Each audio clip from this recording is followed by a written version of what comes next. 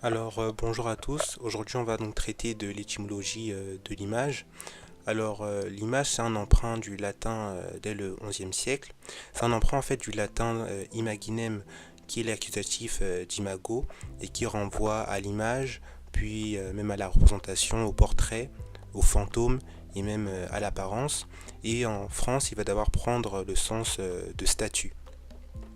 Au XIIe siècle, l'image va désigner une vision au cours d'un rêve. On va même écrire image avec un Y au lieu d'un I au début du mot.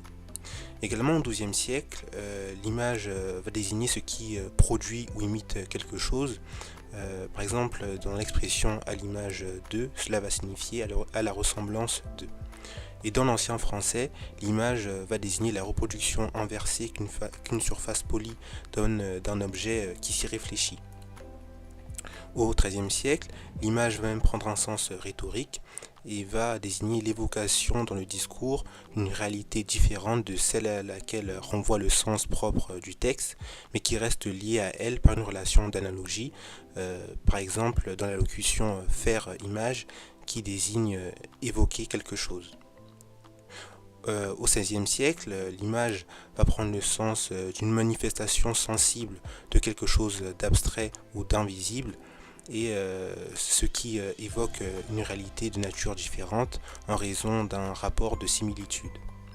Puis au XVIIe siècle, l'image va même devenir un mot-clé de la psychologie, car en 1647, Descartes va définir l'image comme la reproduction mentale d'une perception ou d'une impression en l'absence d'objet qui lui avait donné naissance. En ce sens, l'image est liée à l'imagination.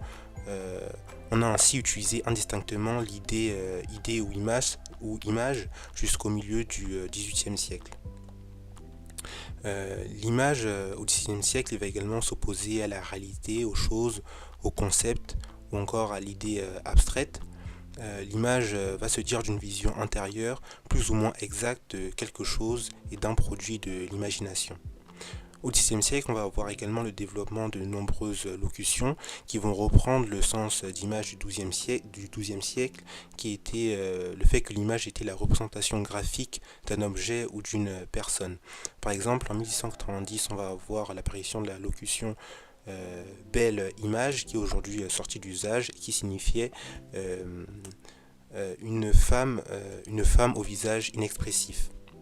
En 1690, on va également avoir l'expression sage comme une image qui est aujourd'hui toujours en usage. Au XVIIIe siècle, par extension du sens d'apparence visible, l'image va s'employer littérairement pour pour désigner un aspect particulier ou évocateur. Ça va être le cas en 1795 avec Madame de Genlis qui va publier l'image du repos.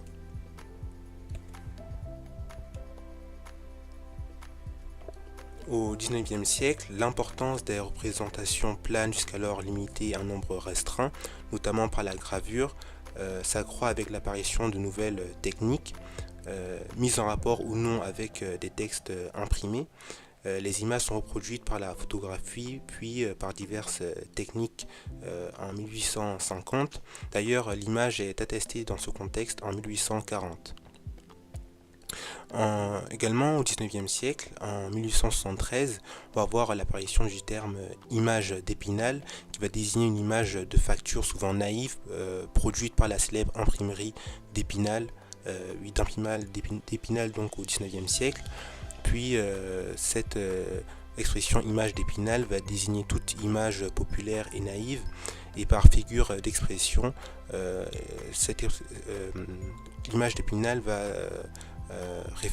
se référer à un lieu commun largement répandu. En ce sens, un côté naïf et religieux reste souvent attaché à l'image par rapport à un terme comme l'illustration ou la reproduction. Au sens de représentation mentale, jusqu'à la fin du 19e siècle, l'image ne s'applique qu'aux images de la vue, puis il s'étend aux autres impressions sensorielles, que ce soit en 1833 avec l'image sonore ou encore auditive, ou encore dès le début du 20e siècle avec l'image qui serait même acoustique. Euh, même Saussure, il va beaucoup travailler sur ce concept. Saussure, il précise que le signe linguistique est une entité psychique à deux faces indissociables. Tout d'abord, le signifiant, c'est le symbole graphique ou l'image acoustique, c'est-à-dire la suite de phonèmes qui sont les éléments sonores du langage et qui vont constituer l'aspect matériel du signe. Et puis le signifié, c'est le concept ou l'idée que représente le signe. Ainsi, le signifiant et le signifié sont des réalités psychiques inséparables qui peuvent être fixées dans des images conventionnelles à l'aide de l'écriture. Au XXe siècle, l'image va même désigner l'élément visuel au cinéma ou à la télévision.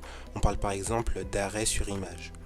Et la locution image de marque qui va apparaître aux alentours de 1960, ça va être la représentation qu'a le public d'un produit, d'une marque commerciale, et par extension l'image de marque va signifier la représentation collective d'une personne ou d'une institution.